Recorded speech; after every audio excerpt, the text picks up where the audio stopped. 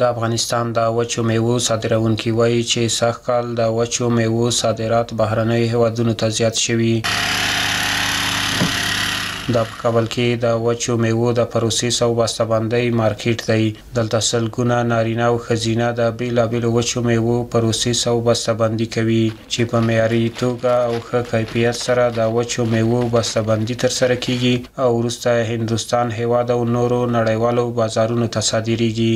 وچه میوه د افغانستان که زه درته ووایم ډېر زیاتو کشورو کې صادرات کیږي، خو 90% 80% صادرات د موږ هندوستان کشور کې دي. له ډېر زیات وخت نه که زه درته ووایم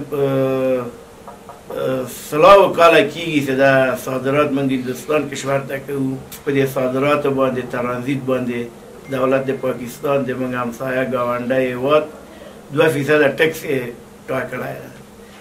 او دا صادر کننده تجاران چې دي دا وچه میوه دا د 2% ټکس نشي ورکولی. په دې چې دا فایده یې ډېر کمه ده او ټکس 2% ده. پروسس بسته‌بندي د موږ الحمدلله بیخي بین المللي ده. دا پروسس بسته‌بندي ته تاسې وګورئ، دا داسې پروسس بسته‌بندي ده. موږ نمایشګاه وه د ابو حنیفه رحمت الله علیه او 5-6 ورځې مخکې نو نمایشګاه ته خارجیان راغلي وو، دا بسته‌بندي و پروسس چې ولید د ونما یو هغه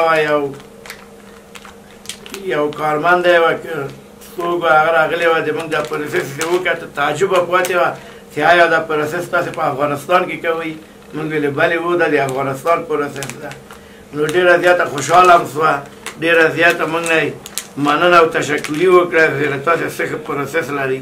د وچو میوو د صادروونکو ټولنې مسؤلین وایي که څه هم په وروستیو کلونو کې د وچو میوو صادرات هندوستان او نورو نړیوالو بازارونو ته زیات شوي دي، خو دوی هندوستان هیواد ته د تللو لپاره د ویزو اخیستلو په برخه کې له ګڼو ستونزو سره مخ دي. هغوی د سوداګرۍ وزارت څخه غوښتنه کوي چې د هندوستان هیواد سره د دغه ستونزې د حل په اړه خبرې وکړي، ځکه د ویزو د نه ورکولو له امله افغان سوداګر له ګڼو ستونزو سره مخ دي. بسیاری تاجرای ولایت کابل و در همون کل افغانستان زیادتر بیشتر ارزم کردن که 90% تا صادرات افغانستان به کشور هندوستان می باشد که فعلا ویزا نمیده. بسیاری از تاجرای هندوستان فعلا حتی تماس تاجرها جواب نمیدن، میفهمن که ویزا نیست و حساب پول به تاجرها روان نمیکنن. اینمی از دولت امارت اسلامی خواهش میکنیم که هر چیز زودتر از وزارت خارجه، از وزارت خود تجارت افغانستان که یک زمینه رو مساعد بسازد تا ویزه برای تاجرات داده شود تا اونجا برن حل مطلب شوند. کلان مشکل بر تمام تاجرای افغانستان است که بعد از این سقوط جمهوریت و فتح افغانستان که توسط امارت اسلامی افغانستان شد و ویزا را بند ساختن بالا از اینا و اینا تقریبا بیش از مقدارش برای ما معلوم نیست، اما بیشتر پول تاجران ما در هندوستان بند است و اینا نمیتونن کمی حسابدهی خود از طریق تلفن حل کنن، به خاطر که قبلا هم جناب رئیس برتان گفتن اونا تلفن اینا رو موکل نمیکنن.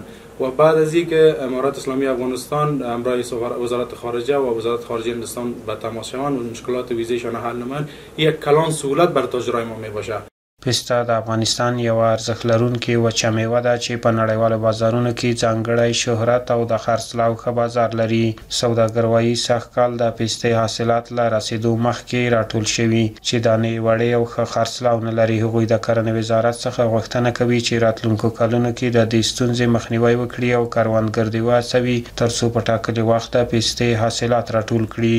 پسته بدخشان است، یعنی از بدخشان میاد باز اینجا تاجرای ملی ما که هست اینمی ها پروسس میکنه، 250 گرم جور میکنه. بسیار مشکلات زیاد داره در حساب پروسس، در حساب پاکاری هیچ جای نداره. همه رژیم سابقه که بود جمهوریت یار دبارکه و جایی داده بود، اونجا بسیار دور است، بسیار طولانی راست، فی نفر 100 روپه کرام میخواد تا اونجا. یعنی در شرکت همین شرکت هایی که کار میکنه 40 شرکت هست منده کلشان اینمی کاروبارشان بسیار قیمتی چیز است. یعنی این سال پسته بدخشان و سمت شمال خوب است. پسته طرف بادغیس ظالما خام زدن، میلیون ها دلار از جیب ما رفت. یک کدام ظالمی که بود از داخل زد 15 روز نمون که پسته برسه. ما از وزارت زراعت خواهش میکنیم که جنگلات ما را، جنگلاتی که دولتی است، امارت اسلامی خواهش میکنیم که تمامش در وقت در موسمش برسه. این نه درخت از کس است، این خدایی در بادغیس، در سمت شمال، در تمام جایی را نه کس هاو میته، نه بیادر هاو میته، نه دوام میته، نه این خدایی طبیعی است. این پسته که در افغانستان در هیچ جای نیست، هیچ جای نداره رقم پسته ایران است و زراعتی است و دوام میخوره، پودر میزنه، هر چی که میکنه. این مقام طبیعی است، یک نمبر مال است. د وچو میوو صادرونکي وایي د تیرو کلونو په پرتله د وچو میوو صادرات زیات شوي دي چې د هیواد په اقتصاد یې هم ښه اغیز کړی دی. هغوی غوښتنه کوي چې د وچو میوو د پروسس او بسته‌بندۍ معیاري خونې دې ورته جوړې شي. پیش از اینکه به پخته شدن برسه بستر چندن، پیش از اینکه پخته شود بستر چندن او بسیار خام چندن که تقریبا 50-60%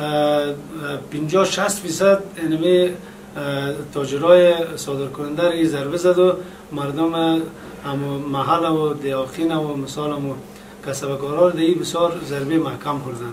در این عرصه وزارت زراعت ما باید توجه کنه در آینده همی پسته و یا مثال بادام باشه، هر چی که باشه از میوه‌جات خشک و تازه باید به پخته شدن که رسید باید تو چنده شود. جای نبود این پروسس از دیگه که یک معیاری جور نشده که مردم در اونجا حضور پیدا کنن و اینکه یعنی جای پروسس صحیح باشه، انگرهای کلان باشه، روشنی باشه، یعنی به حساب همونطور قانونیش ما تا در بخش پروسس نرسیدیم. جای پروسس نیست، سرگردان از پیسایشان در وقت دادن نمیته، ویزای رابطه باید سر صدای مردم بسیار بالا. از امارت اسلامی میخوایم که هر چیز زودتر ویزه تاجرای ملی ما را بده که یا برو بیاید در هندوستان، در مملکات، در تمام جهان و هم میوه ما میره. همین یک شرکت است به نام ابابیل ناصری تمام اروپا را مال میته، تمام اروپا را.